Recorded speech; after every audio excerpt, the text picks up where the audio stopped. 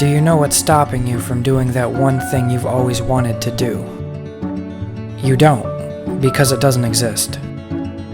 This is Josh Bauer, and no, it really doesn't exist.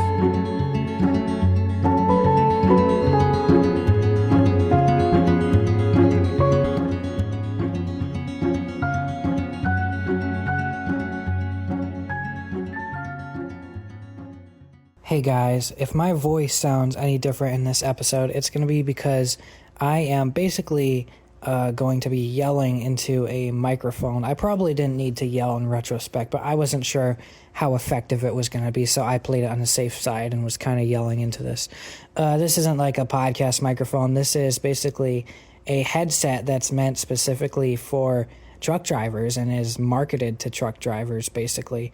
And I was driving during this entire thing, so yeah, if you hear blinkers in the background and if my voice just like gets really loud and really quiet, it's because I'm kind of moving this microphone around. But you know, I really didn't have much time to record this episode outside of my driving time, so unfortunately you're kind of gonna have to put up with the weird change in my voice and oscillations, but I think it'll be okay. With that said, let's begin. In this episode, I'm going to start out by giving a couple updates on my job, and then following that, I'm going to discuss some of the issues I have been wrestling with when it comes to some business ideas I've had recently and not so recently, as in I've had them for a long time, and why I'm not really gaining traction on them. And I discussed this a little bit in my last episode as it pertains to me going back to the basics. But anyway, let's see. Today is going to be July 7th. I am still driving car hauler tractor trailers. Actually, right now, I'm taking a load of Lexuses and Toyotas from Niagara Falls to around White Plains, New York City area. Then I'm probably going to go to Newark, New Jersey, bring a bunch of cars back to Niagara Falls. So that's going to be what my next couple days looks like.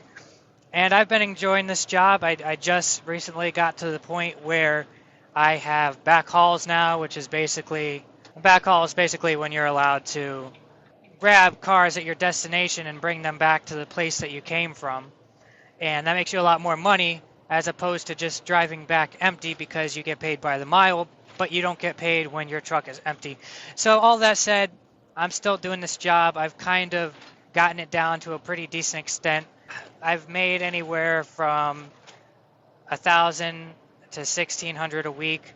I'm hoping to get that up a little bit towards $1,800, $1,900 as I start to get more efficient with the backhauls and everything. So, you know, I'm starting to get up to that $100,000 a year threshold. If we're considering the average, I think $2,000 a week is what you would need to get there.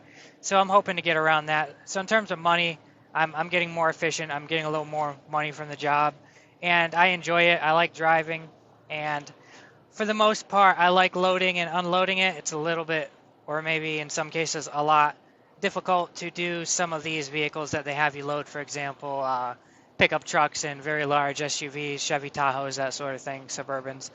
But when I just get SUVs, you know, Toyota RAV4s, Lexus NX, RX, those types of things, those are pretty easy.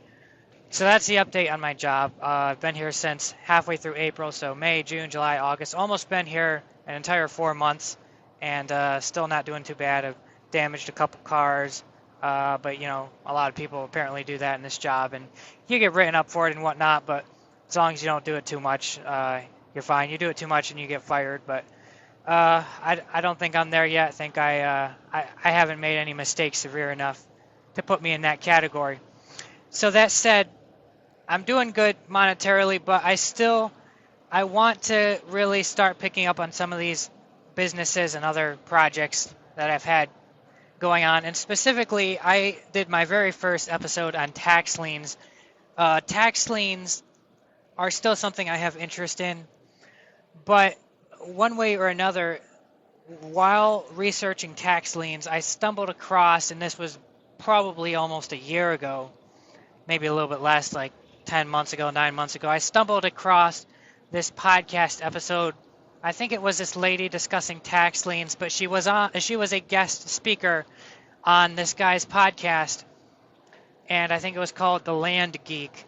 And this guy had a tax lien guest on his podcast, and they were discussing tax liens. But I found his podcast by searching for tax liens. But it got me kind of going down a whole new rabbit trail. Or I should say not at that time. At that time, I just said, okay, land investing. Okay, that's interesting. I'm going to save that and come back to it. And I didn't come back to it for maybe 6 or 7 months, maybe longer, until like, I don't know, a month and a half ago is when I really started listening to his podcast. And said, I had more time as I was driving the trucks by myself. And I said, okay, I'm gonna really actually kind of go back to this podcast that I just saved for later, and I'm going to listen to it and see what it's all about. So basically, I got hooked on land investing, and what I mean by that is I got hooked. I haven't bought any land yet. The idea with land investing is you find people who are either behind on their property taxes or just people that you think might have a strong desire to sell their land, and you send them a letter directly in the mail offering to buy their land.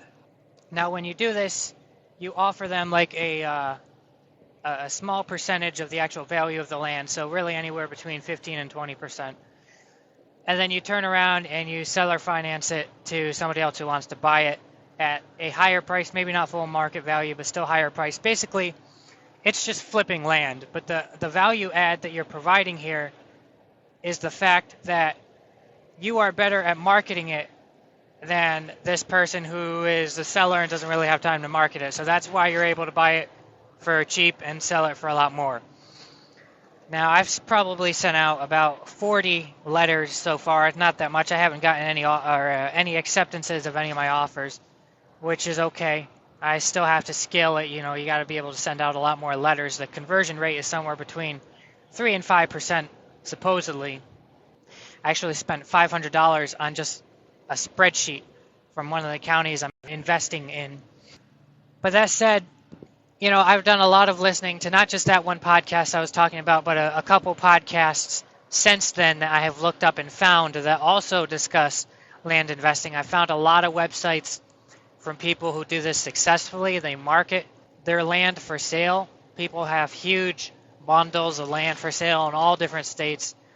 And this is something that I have determined to be a 100% feasible method of getting a lot of money pretty quickly. And also very, very low risk, all things considered. And the way I've considered it is, worst case scenario, I get stuck with a bunch of land and I'm investing strategically in places that I like and have some interest in. So even if I do get stuck with this land and it turns out that I'm never actually going to be able to sell it once I buy it, which I don't think is going to be the case based on the research I've done, but even if that is the case, and if I am stuck with that land, I'll be able to do something with it, whether it's just put a driveway and a garage on it, or maybe build a house there eventually, or a trailer, or one of those little Chinese pod homes. I've been looking at them. Those are pretty cool. Or just put a cement platform, a motorhome there, or a storage unit or something. I don't know. It's one of those things like the risk is pretty minimal, and the amount of money that you have to put up front on these things is relatively low. We're talking like people sometimes can buy land for $500 just because it's a small part of land, maybe more rural, and the guy just wanted to get rid of it or whatever. So that's a thing. You can buy it for pretty cheap, not a huge upfront investment. You don't have to go into debt for it, and more realistic price is probably going to be anywhere from $1,500 to $2,000. And like I said, the risk is relatively low. When you're buying a house, you're putting a lot of money down, and if it's worth less than you thought it was, then you might lose money on the deal. And if the house is not structurally intact, if there turn out to be problems with it, you got to put tens of thousands of dollars into fixing up the house, the roof, or the whatever. That can be problematic. You don't have any of those problems with land. Like, the only two aspects of liability that land has is property taxes and maybe like mowing the lawn or something like that. And property taxes are very low, considering that the value of the land compared to like a house or something is also very low. Typically, land is valued at anywhere from 7,000 to 80,000, obviously depending on the acreage. Or if it's like in a fascinating location, it's going to be way more than that. If we're talking like hundreds of acres, obviously it's going to be way more than that. But just a standard, I don't know, half an acre to 20 acres is really going to be anywhere from 8,000 to 80,000, which is a pretty big range, but depends on a couple different factors. I actually spent like 2 days making my own spreadsheet price calculator based on like 7 different factors, like whether it's rural, agricultural, commercial, residential, how close to the city it is, if it's near water, which county it is. I actually looked at different counties. I looked at not only the population of each county, but also the population change of each county over the past couple decades by increase and also increased percentage. And then I used AI to basically calculate a score that tells me how good those property or those counties are based on those factors. And I had a lot of oversight into how that AI calculated it. I didn't just let it do the job for me. I definitely micromanaged that job, so it was not really an arbitrary score. I'd say it's pretty accurate because I've matched it to a lot of assessed value, tax values of properties in a lot of different places, and I'm pretty spot on. Hard part about doing those calculations is that the first acre is not worth as much as the 8th acre or the 28th acre. So, if 100,000 or if 100-acre property is worth $100,000, you would think that means it's $1,000 per acre, and therefore, if there's a property right next to it that's only an acre, it would be worth 1,000. Whereas that's not really how it works. That 1-acre property might be worth like, I don't know, 9,000, which the rate would be $9,000 per acre. It's because the first acre is always worth a lot more than the second and the third and the fourth, etc. Now, I think there's a lot of potential to be made here in terms of income. People say it's passive income. It's not really passive income. Now, here's how it could be kind of passive income. Let's say there's a piece of land that's worth $30,000, okay, and you buy it for $5,000. That's not terribly unreasonable in this line of work. I think that's a sixth of the price, which is like 15-18%, something like that, which is within kind of the goal that you want to be shooting for, 15 to 20% of the price you want to pay for. So let's say you buy a $30,000 property for $5,000. You turn around and you seller finance it, which means if somebody wants to buy that land from you, let's say you're not selling it for its total value of 30. Let's say you're selling it for only 20. So that's a difference of $15 in profit you're going to make. But because you are going to hold that loan, and instead of the person paying you in cash, let's say they just pay you $300 a month or something for it, but they're also going to be paying you an interest rate since you are holding that, I wouldn't call it a mortgage, the loan for them. And so instead of making 15,000 profit, you might make more like 18,000 or something because you have to account for the interest rate. But it's like a $300 a month passive income. I would say it's only passive income after you get your first $5,000 back. 300 times 12 is like 3,600. So maybe after a year and a half, you get your initial 5,000 back. At that point, you're getting monthly payments every month that is not just repaying the initial investment you put in, but is actually above and beyond that. So to some extent, I would call that passive income, except for the fact that it expires once they fully pay you back. So to that extent, it's not really passive income. You have to keep doing more of these deals in order for that income stream to keep coming in. So I do have a problem with people just calling it passive income and not putting that caveat on it. But to some extent, it definitely is passive in that whether or not you're working a job in any given month, you can still have that paycheck coming in for a little while. And if they stop paying you, you can just repossess the property. So, and then you just sell it again and do the same thing all over again. So in theory, it's a very good way of making money in my opinion. But here's where the problem comes in. At this point, I have had kind of a long and an arduous history of starting things and not really finishing them, specifically when it comes to business ideas and projects. I could go down a list. In fact, was it last night? Yeah, last night I made a list, but it wasn't just like a bullet point list. It was actually more of a bar graph. And basically, I developed like 9 or 10 steps that it takes from a business or a profitable project to go from just an idea to actual success. And I've only gotten to success with one of the like 20 things that I had on this bar chart. And the only thing I've really gotten to success with is this fundraiser that I did back in high school. Basically, we would buy pizza from a nearby pizza place, and we would buy the pizza, and then we would sell it by the slice. We had like 20% margins or something. We would sell it to high schoolers during lunch period, and we made thousands of dollars off of that. But the reason it was successful, aside from the fact that I had a couple really good business partners I was working with, the reason that was successful is because I was able to make it efficient and self-sustainable, by which I mean it didn't require me in order to operate regularly. And that is demonstrated by the fact that when I left that high school, the fundraiser that I and my other friend had built essentially from the ground up continued to operate, continued to function. And I'm sure he picked up a lot of the slack there, but the point is I really put in like, I don't know, I'd say 65-70% of the work building that thing from the ground up. And yet when I left, it continued to thrive and to succeed. And that's because I was able to effectively delegate a lot of those tasks and make it self-sufficient. That is something that I've not been able to do on any of the other projects I've had. One reason, obviously, is because I have not used a partnership format on any of them. I've always been the sole proprietor, I guess you could say. But regardless, that's not the only way to delegate. You can also delegate by hiring employees. And for a little while, I had some employees working for me part-time.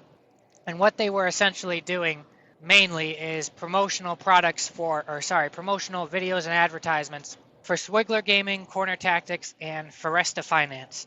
Those are 3 projects that I was working on. Now, that really wasn't seeing much of an ROI, so I toned that back for a little bit because it wasn't scaling any of my profit, wasn't scaling any of my sales. You know, one of my girls, I tried to have her working on getting affiliates for Corner Tactics, but that didn't get me any more sales on the chess sets, so I put that on pause. I still use them every now and then for occasional things, but they're not working as much as they were, just because I wasn't seeing the ROI. But the problem was I had the wrong mindset on that. I was putting money into trying to get them to market my stuff when I should have already had a working business model before I handed anything off to them. And Corner Tactics is definitely a working business model, but I didn't have the type of sales that I was looking for. I guess all this is to say that due to not having successful delegation on any of my projects or businesses since that fundraiser in high school, I have started a lot of things and not finished any of them. And the reason is because when I have these business ideas, they're more like a job than they are a business. You know, whether it's Corner Tactics is a great example. I'm sitting there. I am printing these chess sets. I'm melting the edges of them by hand. I'm doing all this work by hand. I'm packaging them and sending them out, mailing them by hand. It's a little part-time job. It's not a business, right? And, you know, saying that it's handcrafted is a really nice marketing gimmick that I can put on my website. You know, they're handmade and everything. But at the end of the day, I think I would prefer to have them scalable, right? To have the process scalable. And that's something that I failed to do. And because of that, I get bored, I get worn out, and I want to move on to the next thing, or not even bored and worn out, but just I figure like, okay, I don't want to be putting this much effort into this consistently, and it hasn't made any money yet. So for example, with Exit Space, which was Amazon FBA, it had made a lot of revenue, but didn't make any profit because I wasn't selling the stuff for more than what I bought it for. It was, well, technically I was, but I had a bunch of other Amazon fees. So at the end of the day, it was a net negative operating income. And it wasn't just the fact that it wasn't profitable. It was the fact that I felt like I was working a lot. I was putting a lot of time into something that wasn't even making a profit. So I said, okay, I'm going to look at a couple other business models, which, you know, I'm not saying there's anything wrong with pivoting when you're seeing a lack of success, but I think that you should take the time to ask yourself whether or not that's really the right move.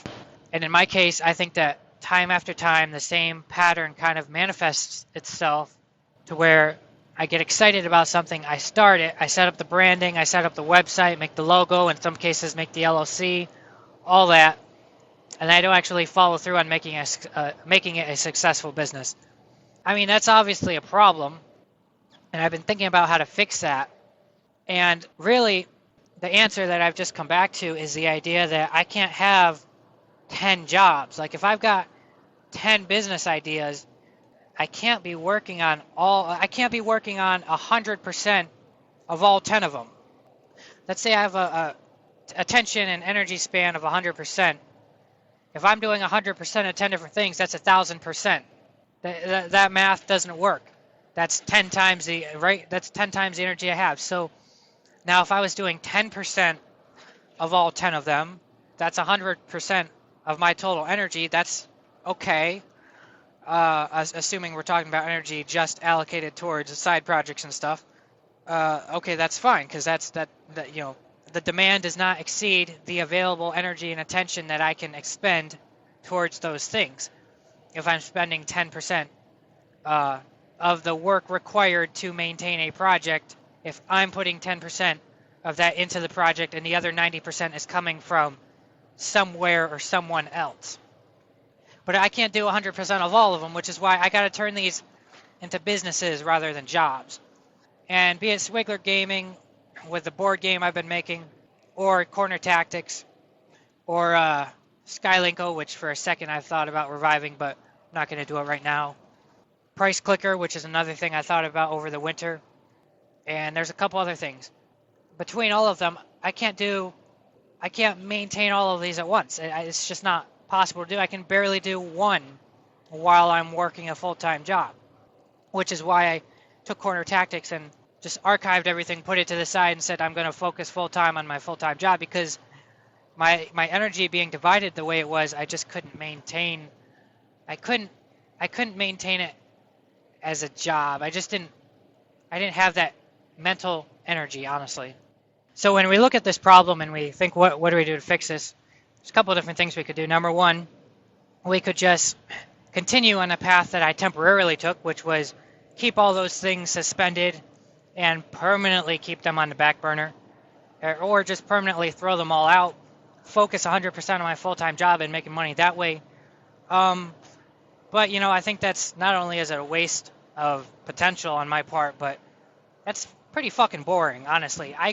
There are a lot of things. I didn't start a fundraiser because I needed the money in high school. I started it because it was fun, and I liked making money. And that really was what got my mind thinking about business in that sort of way. And I've really, really liked it ever since, especially the idea of selling things at high margins. And yeah, it just working. I mean, there are some jobs, for example, the airport job.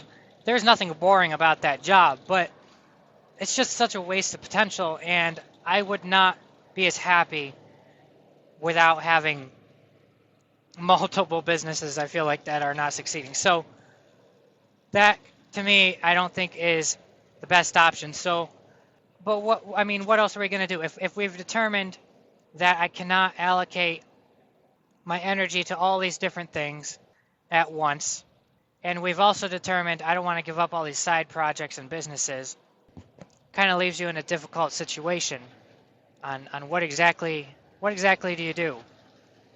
And I guess the answer I've come up with as of last night is to get all these things sustainable. I want all of them not just sustainable, but self-sufficient. And sustainable means self-sufficient, because if I am having to put all my energy into upkeeping something, that's not sustainable. It's not sustainable because I've got other priorities sometimes, other things that I'm doing. Maybe I want to take a trip and not focus on this stuff. I want things to be able to work without me being there to keep it alive all the time. Honestly, I would love a COO basically of my life, but I don't have that much money to do that at this point. But basically, like somebody who keeps everything in order for me, and as it relates to at least my businesses and that sort of thing. But the solution that I've come up with here is to focus on one of these at a time and push them through all these 9 or 10 steps or whatever it was until it's a successful business or project. The very last step is self-sufficient. At the point that it reaches self-sufficiency, I delegate that to employees, and then I move on to the next project. Build the next project up to self-sufficiency, delegate that one, move on to the next one. So I'm working my full-time job as a tractor trailer driver. If I'm able to get very efficient with loading and everything, then maybe I'll be able to do 2 routes there and back per week just within 4 days. If I'm able to do that, then I could theoretically, so long as I'm working at least 50 hours, because that is a minimum, I could also take off Friday. I could have 3 days off, Friday, Saturday, Sunday. I could work Monday, Tuesday, Wednesday at my job, have 3 days off, basically a 3-day weekend, to where I'm putting maybe 2 full days into working on one project and not working on managing it, but working on building it. Because I have determined that I'm much I am much better at building things than I am at maintaining them and managing them. It's just not my strong suit, as I've found out the hard way. But I'm 22, so when I say found out the hard way, like I still have time to work in the best way, to work in a way that my skills deem me best suitable to work, and delegate the things that I'm also not as good at. I love building stuff, whether that's a brand or a website or an app or my castle in Minecraft. I mean, I don't think I should post some pictures of that. Yeah, I mean, I love building stuff. I almost took architecture in college, just because I like building stuff. And by the way, I do intend, when I'm much older, on building my own house. And I don't just mean any house. We're talking like not as large and fancy, but think more on the level of Tony Stark type thing. I'm not talking like multi-billion-dollar house, but I'm talking something that's got different very interesting features to it, and I'm very much looking forward to doing that myself. I love building stuff. So with that said, I'm much more, and this applies to businesses too. I prefer building. I'm not really good at managing. I just tend to lose motivation and lose interest, and I get pretty bored when I'm just stuck managing the same thing over and over. Now, doesn't mean I'm bad at management. It just means it's not the thing that motivates me nearly as much. So if I could build, not manage, but build one business at a time, and then once it's at the point of self-sufficiency, delegate the management of it. I still oversee some things, but most of it gets done by somebody else, all the work. And to the extent that they need help and everything, I can still step in. But again, that's like if I'm putting, 80% of my side project attention into building one of my projects, and then I'm putting 10% into helping somebody else manage another one I've already built up, and another 10% into another project, helping somebody and pointing them in the right direction of how to make decisions or that sort of thing, still adds up to 100, so we're still good. My point is, like, I can put most of my attention into building the third one while still helping out a little bit on the previous 2, but at least I'm not stuck managing 100% of the previous 2, because then I'll never have enough attention or energy to divide that among the other things. I have a lot of interesting business ideas, and definitely not all of them are going to work, but when I heard this somewhere on another podcast, and I was like, yes, that's spot on. Basically, the idea that so many, like a certain percentage of businesses fail. Like, let's say it's 1 out of 10 within a certain number of times. So just build 20 businesses, and statistically 2 of them will be wildly successful, is the idea. I'm a little biased. I think that all of the business ideas that I have are going to be awesome, but I recognize it might not work out that way. But with that said, I'm going to go into those 9 or 10 steps of that I'm going to work through to try to build up a project. And yesterday I sat down with a college ruled sheet of paper, and I made like a bar graph on it. I listed out like 19 or 18 or whatever different projects and businesses I've had, and I said, okay, how far down along this progress bar have they made it? Most of them are very low on that progress bar. The 2021 class fundraiser, which is I graduated in 2021, that's why I was called that. That was my high school fundraiser. That made it all the way to the end. It's the only one that made it all the way to the end. And so these are the steps. Step number 1 is idea. It's the idea. Oh, I have an idea for a business that might theoretically make some money. You know, might be in demand. People might like that. That's pretty simple. Now, step number 2 is profit theory. So, unfortunately, there's like 1 or 2 things where I just skipped this entirely. So, for example, the NCS Songs podcast. I won't say unfortunately because that was still a very fun experience and I learned a lot from that. But this was a podcast I had years ago back in 2020 that just had instrumental music on it. There was no profit motive because I refused to have any ads just because it would dilute the quality of the podcast. So that was one thing where there was no profit motive whatsoever. I just enjoyed doing it, and it grew to have like millions of downloads. I think 40,000 something subscribers on Spotify. It was a very big success in terms of other people's attention to it. But there was no profit motive, no profit theory. Profit theory is just where you say, okay, I've had this idea already, but now what is the actual mechanisms by which I'm going to make money off of this? What are some expenses I'll have? You know, it's like doing a mock-up back of the napkin expenses and revenue estimation of what the future might look like on a weekly or monthly basis or whatever. Like how many clients would you need? How many sales would you need in order to make this work, etc.? And will this actually be profitable? Which will tell you whether or not you should move on to the next step. Step number 3 is going to be the branding, the name, and the logo. So the name and the logo are part of the branding. So are the colors. You're gonna want a name for it. You're gonna want a name that ideally has the domain name available, and then you're gonna want to create a logo for it.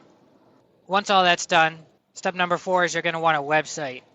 You're gonna want to buy the domain name and hook it up to a website. Just about every business idea out there you'll have is you're gonna want a website for it, and even if you don't really use the website, let's say it's a lemonade stand. I don't know, a lemonade stand's a little bit too rudimentary. Let's say it's like a local farmer's market. You can only buy fruit by going there in person, right? You can't buy it online. So you don't really need a website, you know, other than hours that it's open or something. The website wouldn't be very much useful, very much use to anybody. But if you have an important name, you still want to reserve that domain name so that it doesn't get confused with somebody else's business, or so that somebody else can't buy that domain name and then try to claim that, you know, you are stealing their business name or whatever. And, you know, for something like a farmer's market, it's not worth going and getting a trademark. So getting a domain name is kind of like a, you know, this definitely is not a legal substitute for having a trademark, but to some extent it gives you some ground and some footing to say, I have some ownership of this brand, right? And it kind of prevents other people from taking that away from you, which is why I have, like, for Starlo and Swigler, I have like 6 to 8, not 68, but 6 to 8, like 6, 7, 8-ish domains for each of those brands, like Swigler.com, SwiglerGaming.com, Swigler.net, Swigler.games. Get the point. It's so that somebody else can't come in and say, oh yeah, this is me. You know, you want to just wipe it off the map and say, nope, this is my brand. And that's why Google, right? Google owns not just GOOGLE.com, but they own GOGLE.com, like Google with 1 O instead of 2. They own it with 3 O's, not because any of those are being used, but because they want a monopoly on that brand, so somebody else can't come in and say, you know, claim a brand name similar to theirs, or a business with a very similar name to theirs, or whatever. They just have the monopoly on it. So that's step number 4. So you want the website, or at least, you know, even if you're not really going to have a website, at least buy the domain and just have some sort of placeholder website that you hook it up to say, yeah, This is me. This is my, this is my business right here. No one else's. Step number 5 is to design the product or the model. And depending on whether you're selling a products-based business or you're creating a services-based business, that will determine whether or not you're designing the products or designing the model or both. So for my chess sets with corner tactics, it's kind of both. So I gotta design the chess sets, or in some cases I license other people's designs. Even in that case, I'm designing the model, like the business model, not just in regards to what the profit model will be, but in regards to actually how the intricacies of it are going to work. Not just the abstract, okay, theoretically I'll make a profit if I get this many sales, blah, blah, blah, but actually how you run ads, how you generate descriptions, how you determine your prices, what programs and softwares you do use to design your pieces if we're talking about products like my chess pieces. And then how to package them properly so they don't break as they ship. And we want what packaging to use to where it doesn't get wet if it gets rained on, like if it's left outside on their porch by the mailman. How to make sure if the outside box gets wet, it doesn't permeate the inside. That sort of thing. That's all kind of the model design that you got to work on to make sure that you have really ironed out, not even just in theory. Well, yeah, at this point, mostly in theory, to make sure you've ironed out exactly the mechanics of how your business is going to work. Step 6 is going to be functional testing. So this is where you take all those theoretical methods and procedures that you have put in place to properly run your business, whether that, in terms of products, everything from research to development to pricing, advertising, fulfillment, customer retention, all of that. You take it and you actually test it to see it. And when I say test it, I mean make sure that people are going to buy your stuff. Even if you're not making money in terms of profit, like even if you're spending more in expenses than you're getting in revenue, that's not good. But at least get some freaking revenue so that you know that, okay, people are actually interested in this thing, has the potential to sell. I've delivered it to them. They left me a good review on Etsy or Facebook Marketplace or Amazon, so I know that they got it. It wasn't lost in shipment.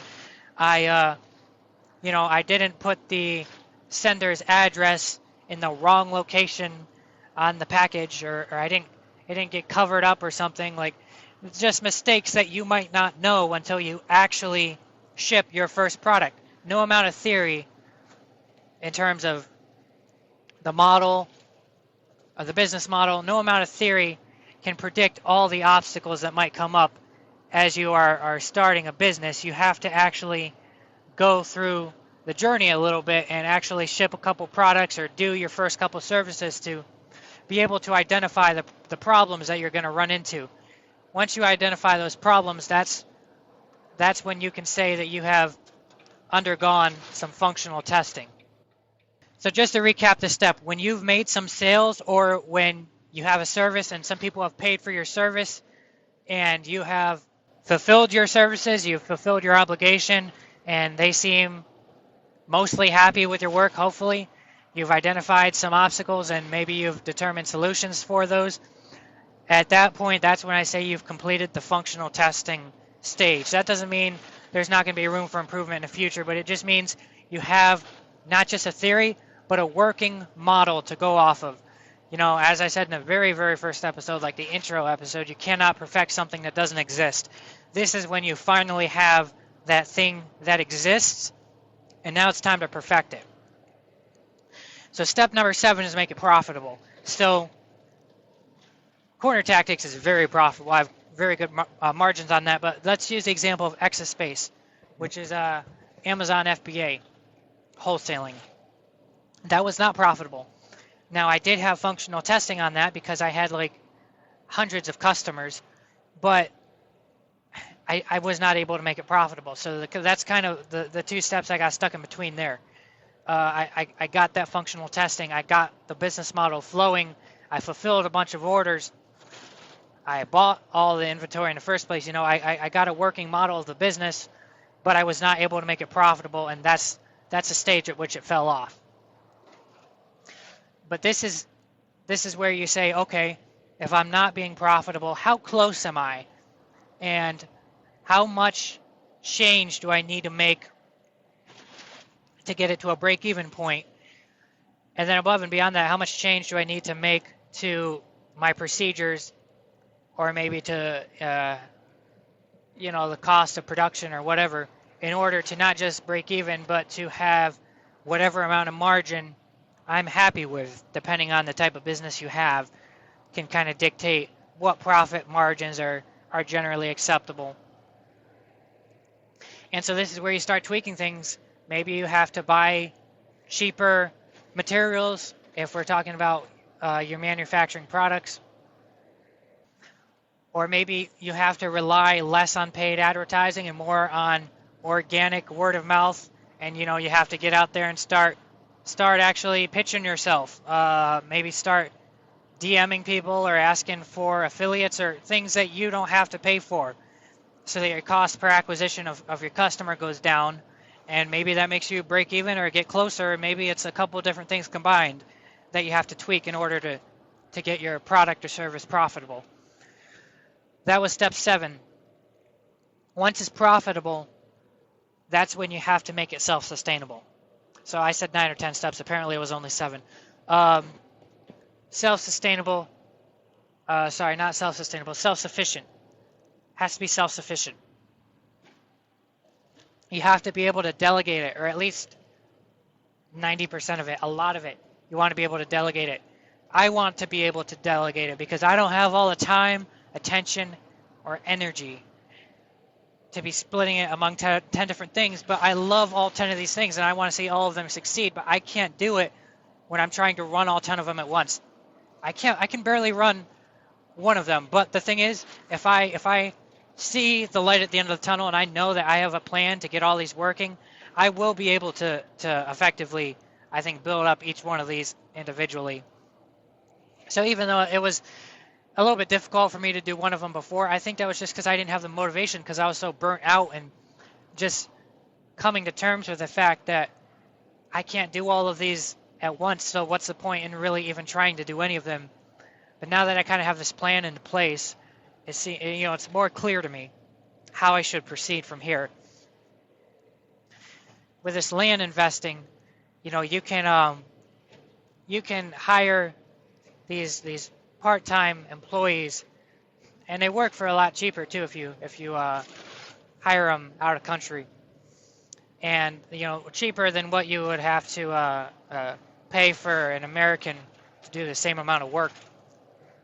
And the couple key things that I got to do in this land business, by the way, I've named this Green Light Empire.